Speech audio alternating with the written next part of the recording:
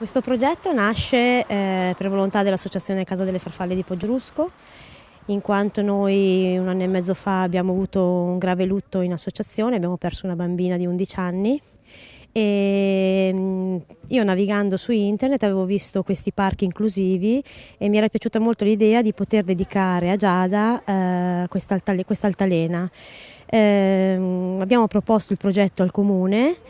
ci siamo attivati per raccogliere i fondi. A distanza di qualche mese è deceduto anche il medico Emiliano Sermidi, che aveva seguito i nostri bambini, i nostri ragazzi in associazione, aveva conosciuto Giada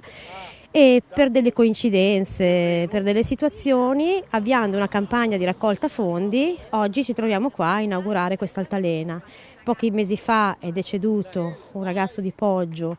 che era il fidanzato di una nostra educatrice, Matteo Morselli, e quindi abbiamo detto, ecco, noi quest'altalena la dedichiamo a Giada, ad Emiliano e a Matteo, perché il messaggio che vuol far passare l'associazione è che da delle gravissime situazioni, disgrazie, tragedie, possono poi nascere queste situazioni, e quello che noi auspichiamo è che tutti i paesi, tutte le città abbiano almeno un parco dove c'è un gioco inclusivo. Oggi inauguriamo questa altalena che sarà al servizio per l'utilizzo di tutti quelli che lo vorranno, persone anziane, disabili, e quindi insomma è al servizio della comunità. È una cosa un po' insolita ma bella, perché finalmente anche